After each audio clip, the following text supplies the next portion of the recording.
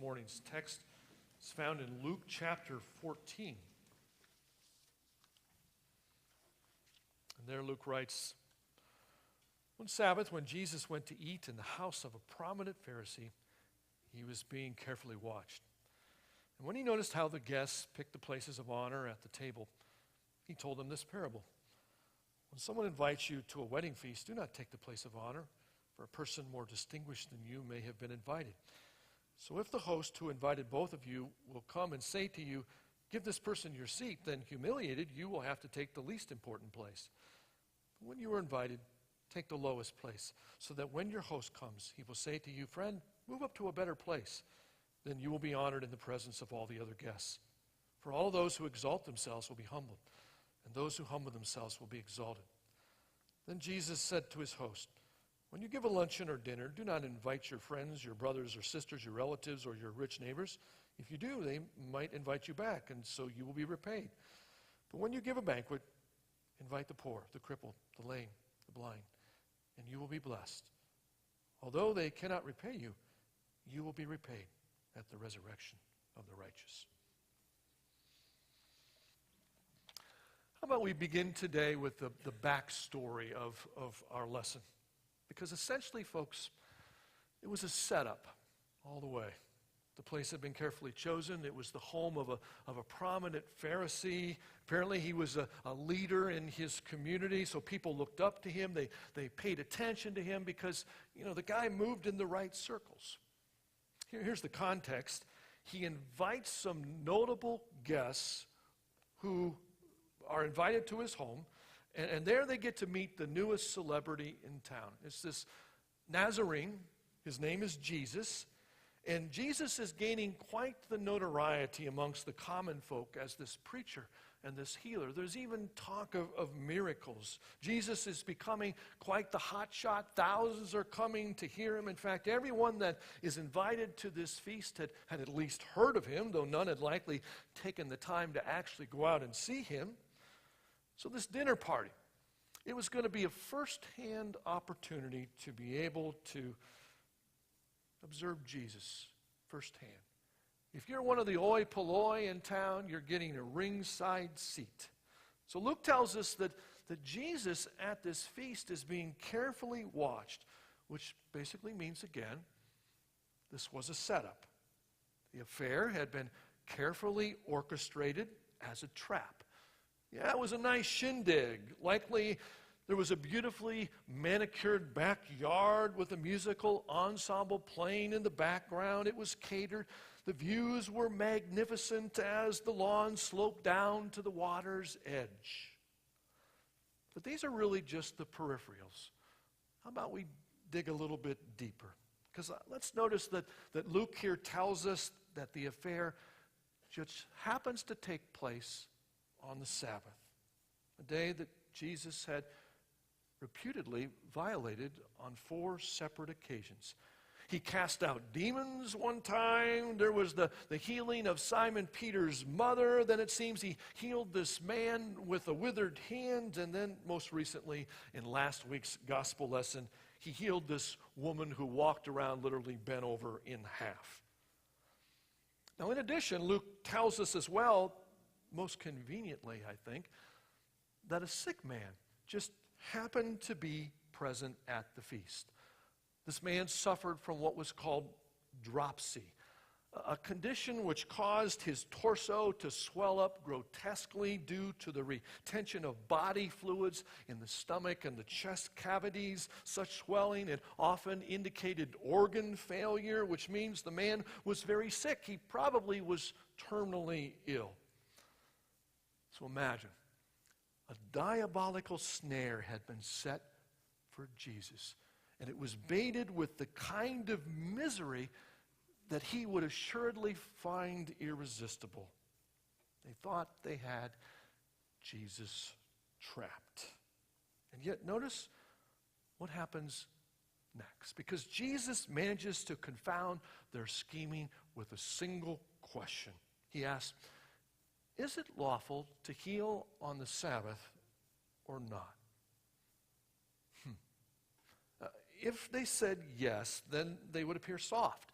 and hypocritical regarding the stringent measures that are required for Sabbath observances. But if they said no, then they could be accused of being inhumane and uncaring about human suffering. I mean, it was one thing for the Pharisees to condemn Jesus for healing on the Sabbath, but quite another for them to take responsibility for denying recovery to a needy person. And so trapped, their only response is this sort of sulking silence. In fact, Luke tells us that taking hold of the man, that Jesus healed him and then sent him on his way. Wow. What an amazing spectacle this must have been at this dinner party. But then sort of amp up the whole spectacle, because the word that Luke uses here for healed actually means completely healed. In other words, the watery fluids, they dissipated, his organs healed, the swelling disappeared. Now Jesus had gone and done it, healing on the Sabbath again, right in front of a bunch of influential witnesses. Certainly his goose is cooked.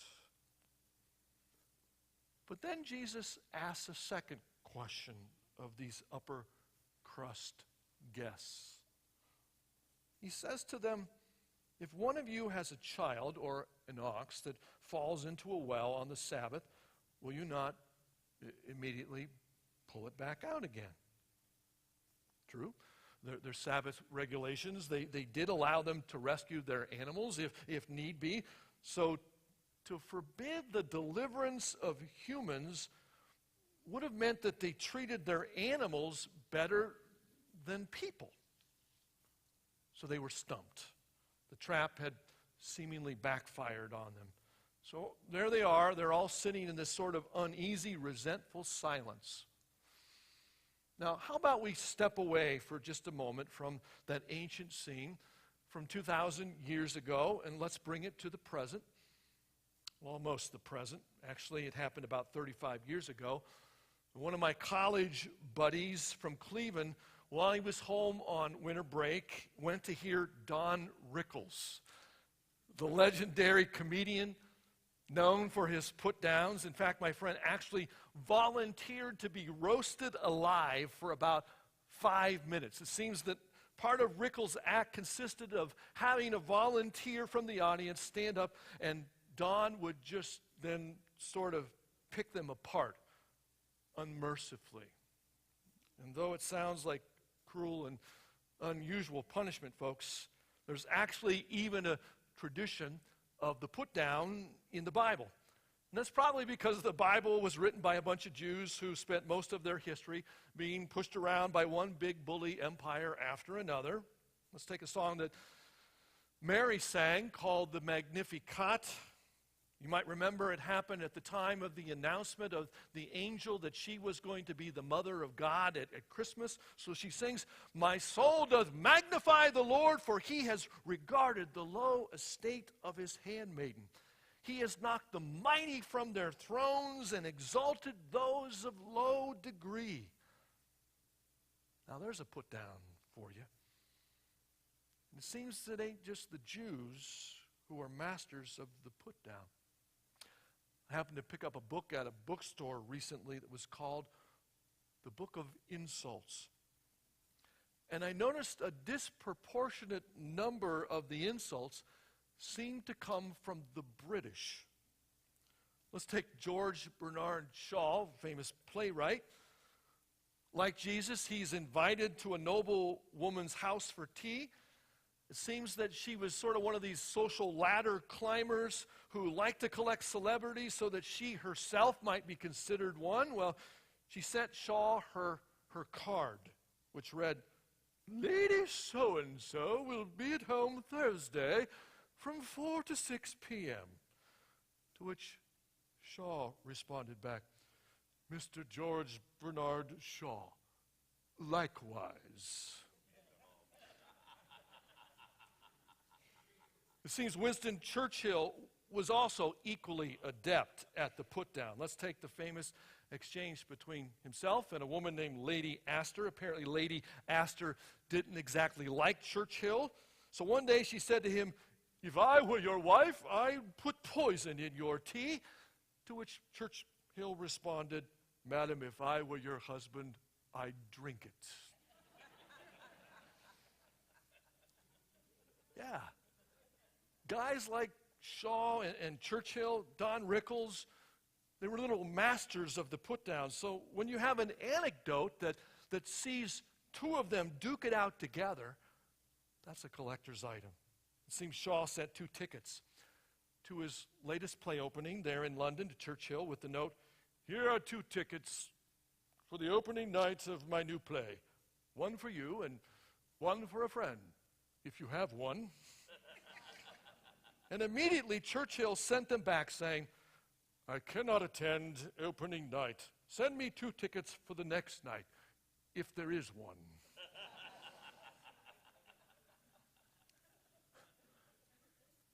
And you know, folks, I suppose that's to say that wherever you go, wherever there are hierarchies and institutions, there's going to be concerns about status.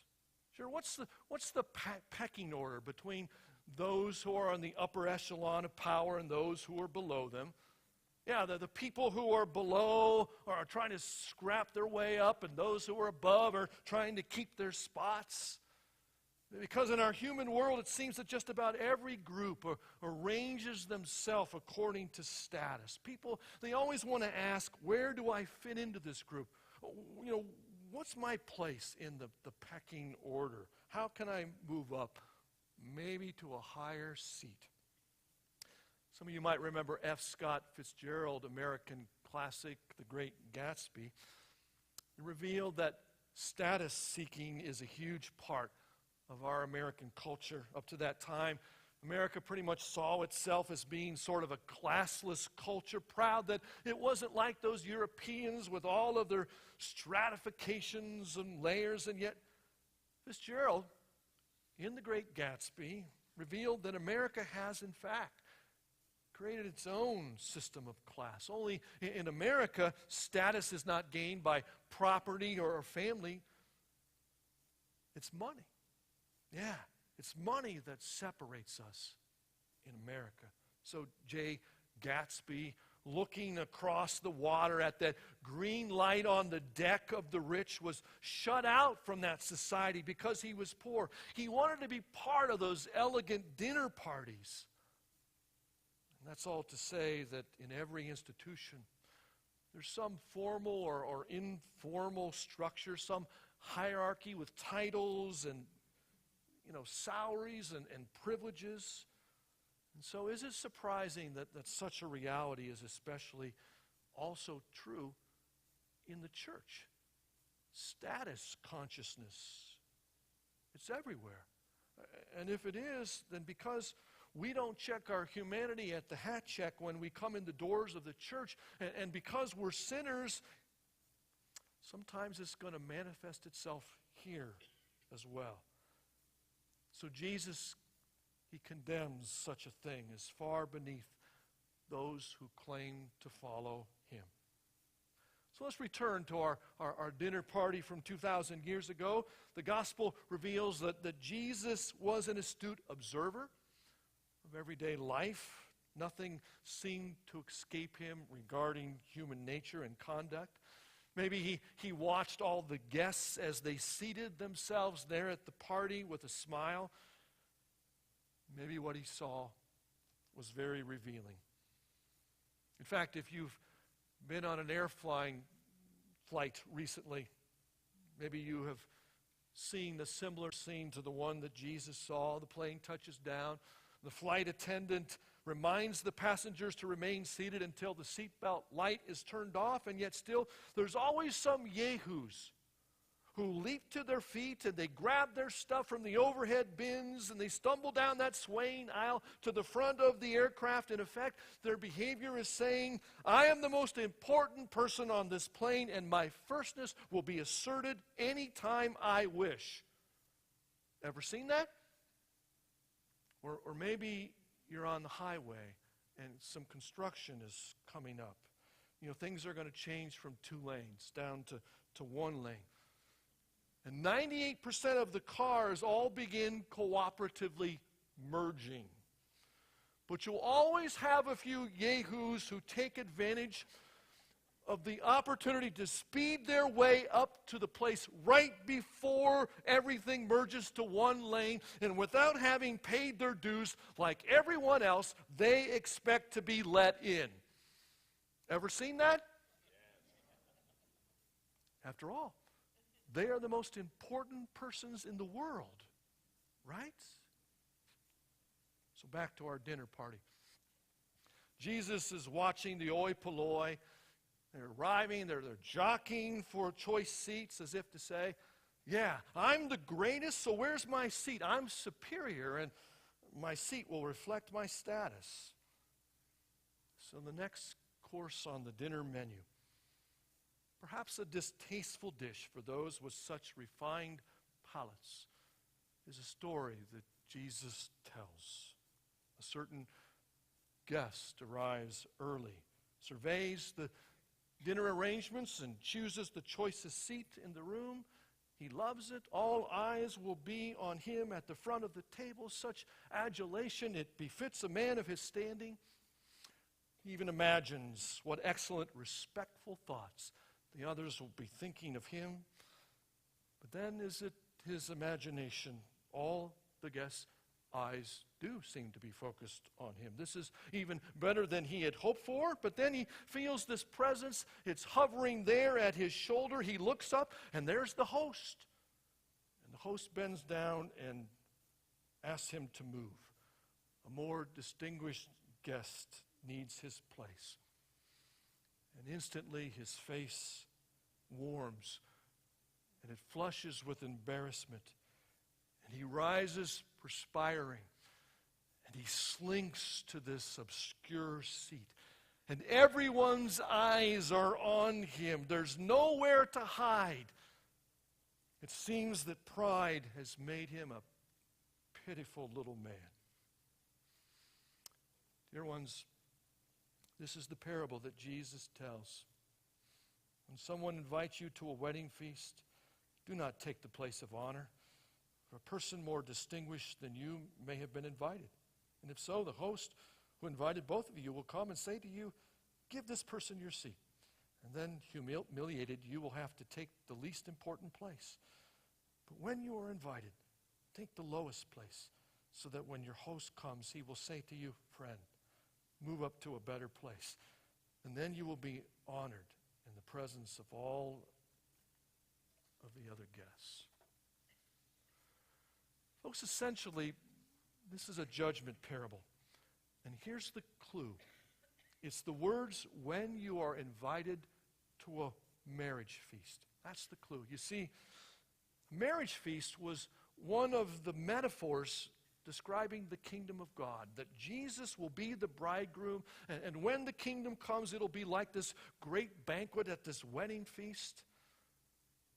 And you know, it's sort of ironic, because a month ago, when I was gone in July, you might recall, for our granddaughter Mary Jane's birth in Pittsburgh, I also had to swing back through Ohio and do a wedding for some dear friends.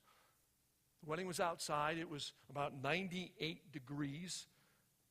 And afterwards, everyone drove about 20 miles or so to this grand catered reception hall.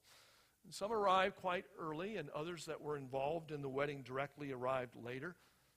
I got to tell you that when Cindy and I got there, we searched around and we found our name cards at this table up front. And yet what was interesting was the fact that the names on the cards of those who were supposed to be seated next to us were my best friend's parents, Juan and Hazel Acuna. They're like a second set of parents to me. They're the most godly and humble servants of God that I know. And where are they? Of course, they're seated in the back of the reception hall. It never even crossed their minds that they would be seated up front as guests of honor. So we had to go and get them. And just like in our parable, we had to say to them, come, move up to the front. And friends, a number of such parables that Jesus tells. It's as if it's his purpose to say, don't count on what you count on now, counting then, when the day of judgment comes. Don't count on what you think is important now being important then. Because all of this jockeying for position and all of this self-aggrandizing and all of this wanting to be in the right place and being number one, it ain't going to matter. The only thing that's going to count in the kingdom is going to be humility. For at that banquet, when it's all said and done, and the only appropriate place for us all is down at the foot of the table, the message is clear. Nobody knows what's going to happen at that banquet. I mean, don't you get sort of impatient with folks who seem to think that they know what's going to happen? They seem to know who's going to go to heaven and who's going to go to hell, as if they are privy to the guest list, as if they know beforehand who's been invited, like they know the seating arrangements. What I also notice is that the folks they say are going to be in heaven just happen to be the very ones who seem to agree with them. And the people they say are going to go to hell are the very ones who don't agree with them. And it's such as these who are passed off as Bible-believing Christians. I don't know if they've even read the Bible. Because if you read the Bible, then isn't it stated pretty clearly that no one knows? That the only thing we can be certain of is that there are going to be a lot of surprises. Theologians, they call it the great reversal, where the first will be last and the last will be first. Or as the old spiritual once put it, everybody talking about heaven, they ain't going there. Which is to say, today's story from Luke gives us the best clue as to not only how you can get there, but just who is going to be there. Yeah, if you're interested in that sort of thing as to whether you're going to make it or not, then here's the only clue that is a for sure. The humble will be there. It's the big put down. Jesus says it himself. For everyone who humbles themselves will be exalted. While if you exalt yourself, you will be humbled. That's it, folks. That's all we know. Sure, we know from some other teachings like that last judgment scene from Matthew that humbling yourself means thinking about other people and serving them. Yeah. You might all remember that parable about the sheep and the goats. And that most memorable scene in that story is the surprises. Everybody is surprised. Lord, when did we see you sick or in prison or a stranger or hungry or thirsty? And remember how the rejected are so surprised? They thought they had their ticket punched, their reservations secured, they were a shoo-in. And yet, like my best friend's parents, the Acuñas, what is even more significant is that those who do get in are the most surprised. Yeah, it's all about humility. They weren't even thinking about getting into heaven. All they were thinking about was helping people in need. So the clues are there and they are consistent. The counsel that you should humble yourself occurs 10 times in the Gospels. Heck, that's mentioned as much as loving your neighbor is. It seems if you want to ensure your salvation, then stop thinking about your salvation and start thinking about somebody else. And do you want to know the most inescapable evidence of all? It's the pattern of Jesus' life itself, which is the point of the second chapter of the book of Philippians. It seems Paul encountered some conflict in Philippi. Listen to how he begins. Do nothing out of selfish ambition or vain conceit, but rather in humility value others above yourselves, not looking to your own interests, but each of you to the interests of another. And then he goes on and using what many believe to be an ancient hymn that lifts up the example of Christ, he writes more.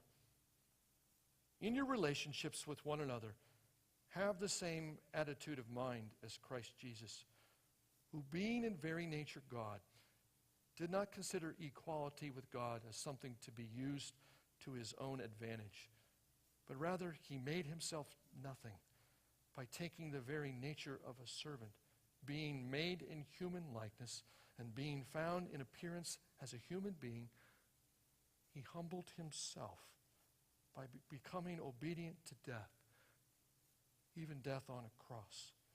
And therefore, God has exalted him to the highest place and given him the name that is above every name, that at the name of Jesus every knee will bow and every tongue will confess that he is Lord, to the glory of God the Father. Whew. Isn't Paul amazing? Here he is addressing a church fight, and in its context, counting others better means literally to see them as your betters. It means being a servant to the other person, as Jesus himself laid down his life for the world. So it's a good question. Why can't we humble ourselves? Notice that Jesus didn't wait for us to shape up before he came to us. As Paul said, while we were yet sinners, he came. Think of the desperate need for humility right now in our country over so many things relating to politics and the color of skin and religious beliefs and so many more. As we wrap up, how about we take a guy named Robert Coles? He's a renowned psychiatrist who writes lots of books. He teaches at Harvard. And he writes about an encounter with a famous Catholic social worker and founder of the Catholic Worker Movement. Her name was Dorothy Day. Not Doris. Doris Day. Dorothy Day. It seems when Cole was a medical student back at Harvard that he decided that he would volunteer to work at the Catholic Worker. He's this Harvard grad. He's a medical student. Soon he's going to be a psychiatrist. And in our society, folks, that's pretty high status. And he knew it. And he was really proud of it. Even more, he was proud as this person with all of these credentials that he was volunteering to help the poor, seeking to pad his resume with community service. It was the kind of thing that people would sit up and take notice of. So he arrives at the premises of the Catholic Worker, this renowned institution that helps the poor, and he says, I'm going to go right to the top. So he asks for Dorothy Day, this almost Mother Teresa-like figure, and he's told she's in the kitchen. So he goes there, and he sees her sitting there with this drug addict. The guy is dirty and smelly, and she's listening to him intently.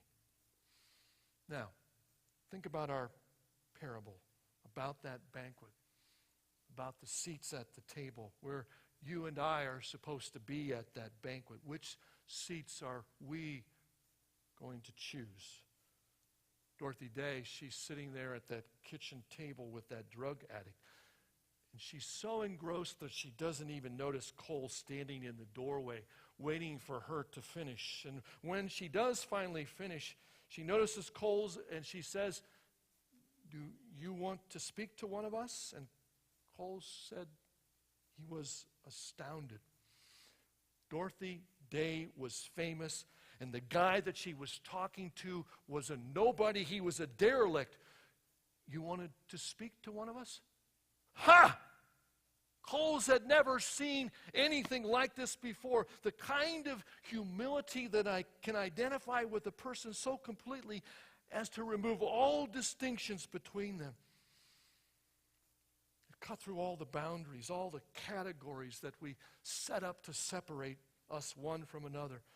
Because there they were, just two people, a brother and a sister. The sister concerned about the brother. And Cole said it changed his life. He said he learned more in that one eternal moment than he did in 4 years spanning over 2 million earthly minutes while at Harvard. He saw in that one moment what it meant to humble oneself, as Jesus did, who did not consider equality with God as something to be grasped, but he humbled himself and he took on the form of the servant. Jesus said it. For the one who exalts himself will be humbled, while the one who is humbled will be exalted. It seems there's going to be a lot of surprises as to the seating order at the final wedding banquet. And knowing that, which seat will you choose? Let's pray. Father, help us to choose wisely.